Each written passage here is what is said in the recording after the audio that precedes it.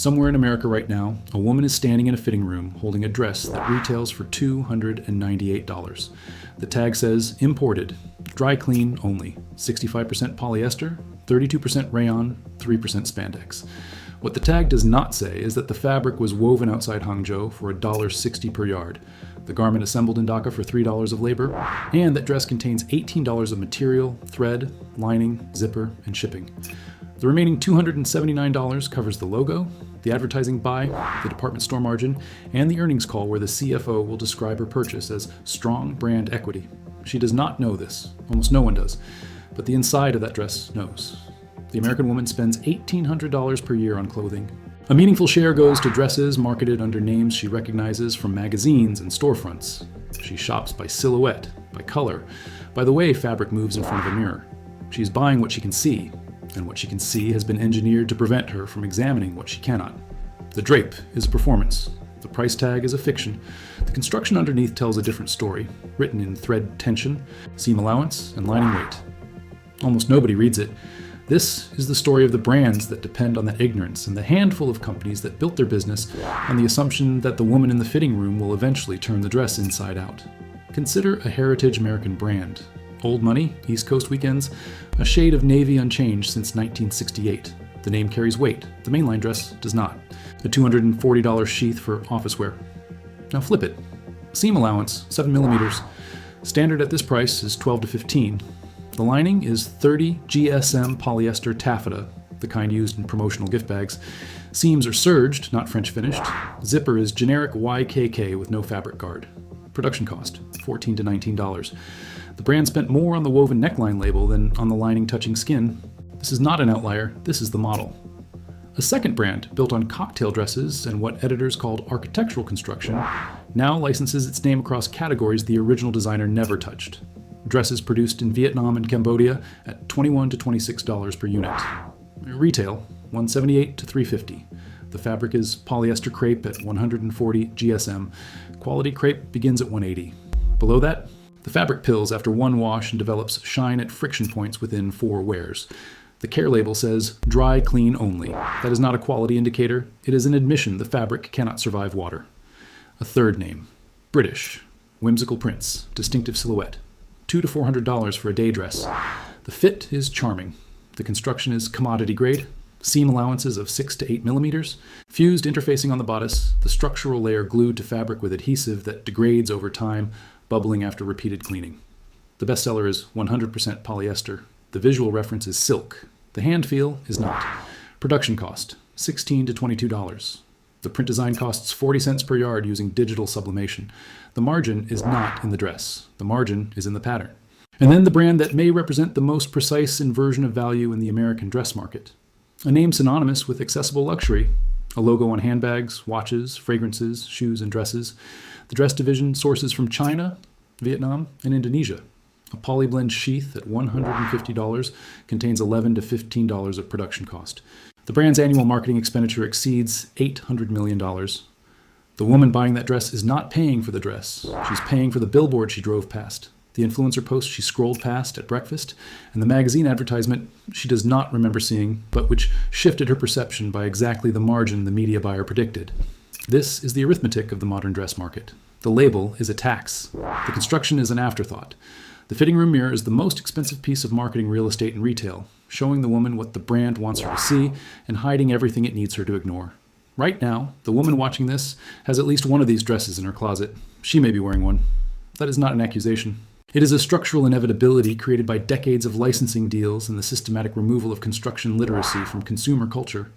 The pinned comment below contains a 4-point inspection checklist. Fabric weight, seam allowance, lining grade, fiber content, 30 seconds in a fitting room. It costs nothing, and it permanently changes the way a dress looks turned inside out. The rest of this video explains why. There are brands that reverse the equation, not many, but enough to prove the model above is a choice, not a necessity. 5 operate in the American market now, building dresses where production cost accounts for 40 to 60% of retail price instead of 8 to 15. The math is different because the business model is different. No department store margin, no licensing revenue subsidizing cheap construction. The first is a direct-to-consumer brand based in San Francisco that publishes the factory cost of every garment on its product page. A silk dress retailing at $128 lists a production cost of $47.60. The silk is 19 Mommy Mulberry, the same grade used by French houses charging 6 to 8 times that price. Seam allowances are 12 millimeters. The lining is cupro, a regenerated cellulose fiber derived from cotton linter, breathable, with a hand feel comparable to silk charmeuse. The brand names its factories and publishes audit results. The dress is not aspirational. It is an invoice the consumer can read. The second operates out of Los Angeles and builds its collection around dead stock fabrics, surplus materials purchased from luxury houses that overordered for their own production runs. A dress made from 220 GSM Italian wool crepe that would retail above $600 under the original label sells here for $178. Seam allowances are 15 millimeters, French seams throughout, no fusing. The interfacing is hand-basted. The production facility is a single factory in downtown LA where seamstresses average 11 years of tenure. The third is a Scandinavian origin brand now widely available in the United States, built on radical material transparency. Every dress lists fiber content, country of origin, factory name, and environmental impact. A structured midi in organic cotton twill retails for $89. The cotton is 240 GSM, GOTS certified, woven at a mill in Turkey that has supplied European houses for 4 decades. Seam allowances are 14 millimeters. Clean finished throughout. No lining because the fabric weight does not require one, and the brand refuses to add polyester lining to inflate perceived value. The fourth is a New York-based brand designing exclusively for working women, operating on a membership model that eliminates seasonal markdowns. A ponte dress at $165 uses 300 GSM double knit ponte from a mill in Portugal. Seam allowances are 12 millimeters with reinforced stitching at stress points. The zipper is Swiss-made Riri, the same hardware found in garments above $800. The brand's customer acquisition cost is $41, compared to an industry average of $120. That difference goes directly into the garment.